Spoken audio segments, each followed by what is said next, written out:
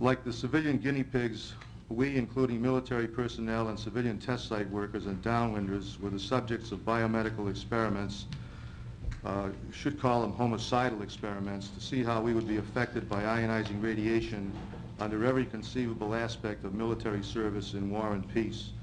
We were a captive population like the group of prisoners who were deliberately exposed to gamma radiation to determine how much it would take to make them sterile. In the consent form, they had to agree to have vasectomies because of possible damage to their chromosomes. Then there were the Fresnel children who were fed Quaker oats, laced or flavored with radiation, take your pick.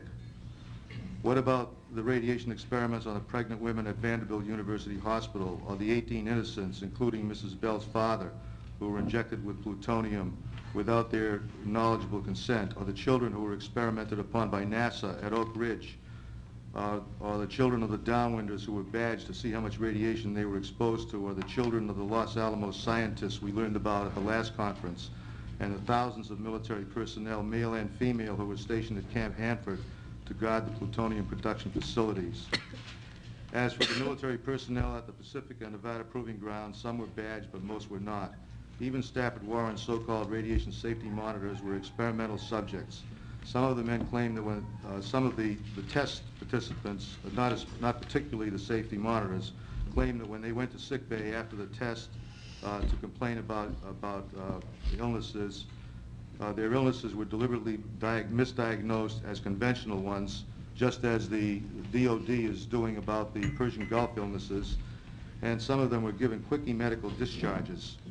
How many men may have been court-martialed or otherwise punished for refusing to be exposed to radiation during the atomic bomb testing? Probably not many, because not many knew what the real dangers were. Why were so many medical records lost, quote unquote? Why were so many young men sent on temporary duty assignments, TDY, to be guinea pigs in atomic bomb tests, and why were their assignments deliberately left out of their service records so that when they filed claims they would be denied for lack of proof of participation? Why did the military and nuclear power industries adopt the threshold of harmless exposure below a certain specified amount of radiation?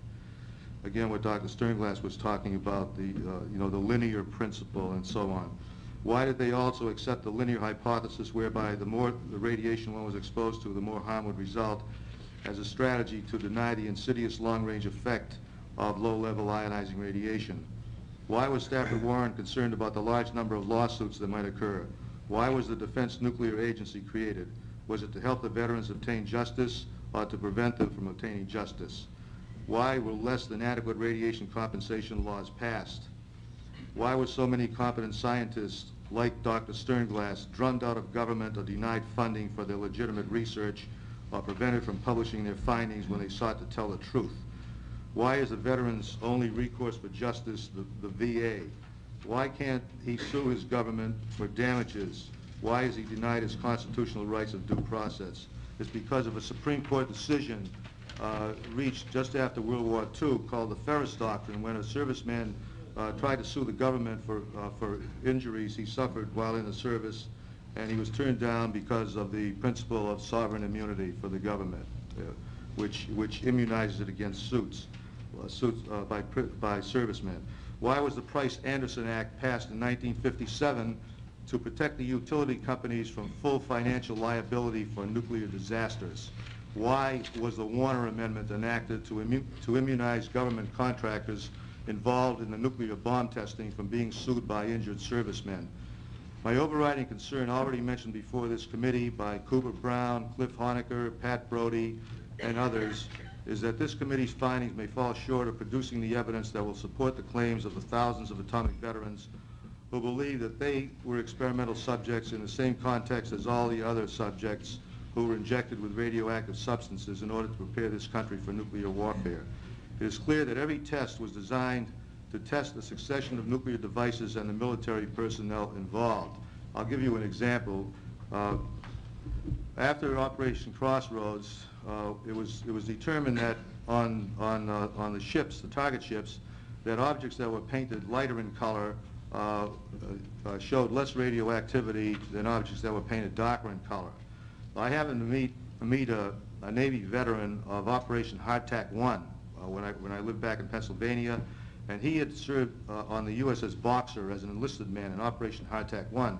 And he told me that in preparation for one of the bomb tests, the enlisted men of the Boxer were told to line up on the flight deck and cover themselves with their mattress covers, which were white, and turn their backs in the direction of the detonation, and while the officers were in the enclosed bridge.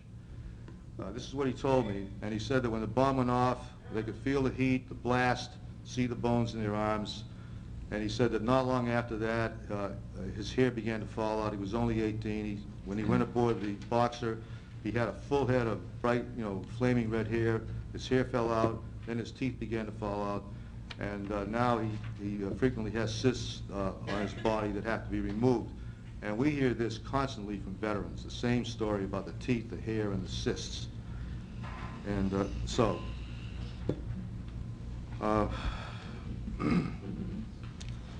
how would they be affected during the short run, because the nuclear war was not expected to last very long? National survival was the compelling reason for these tests, according to the test planners. J. Robert Oppenheimer, when he learned that post-war nuclear bomb tests were being planned, he insisted that the testing could be done with models and could be done theoretically, but he was overridden. Long wars were a thing of the past. The Gulf War is a case in point. If even one of the cruise missiles used was nuclear tipped, how long would that war have lasted, and what would the human damage have been? Why isn't the veteran given the benefit of the doubt when his claim is being adjudicated as the law stipulates?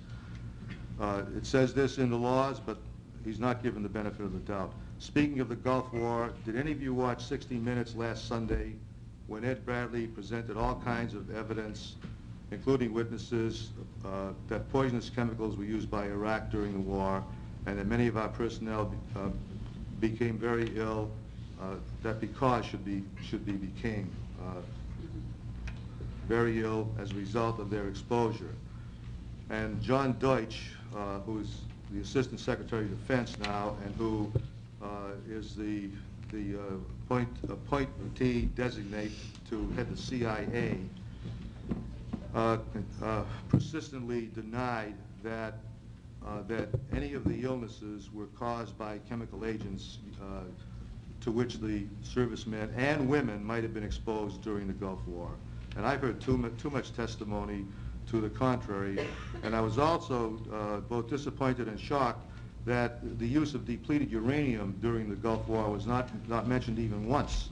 And I've heard testimony at a conference that I went to in Jonesboro, Tennessee, a few months ago, by participants who claimed that their health was seriously impaired by depleted uranium. And so that I was very disappointed in that 60 Minutes presentation, but I was not surprised to hear the testimony of John Deutsch. And he was obviously lying, and when he was the provost of MIT, one of his jobs was to get as much money from the Pentagon as possible to finance MIT defense research. He also happened to be on the executive board of SAIC, the Science Science Applications International Corporation Incorporated, which is a contractor for the Defense Nuclear Agency to provide dosage reconstructions, which are invariably low and used by the VA to shoot down veterans' claims. This committee has determined that all of the nuclear bomb test series in the Pacific and Nevada, only Operation Red Wing was experimental because the military aircraft that were flown through the mushroom clouds were not equipped with the filters used to collect air samples. If they were equipped with filters, I suppose their missions would not have been regarded as experimental. As of this moment, this is when I wrote this, to the best of my knowledge, none of the other tests have been deemed experimental by this committee. I hope this will change. Well, as I pointed out at the beginning of my talk, it does seem to be changing because of what you came up with on Buster Jangle. Further, the committee relied exclusively on governmental sources instead of their own faculties to reach this conclusion, considering all the information available about these tests, which is now apparently being rectified. Can you imagine the uproar that would ensue when participants in the other test series learned that the tests they were in were not considered experimental.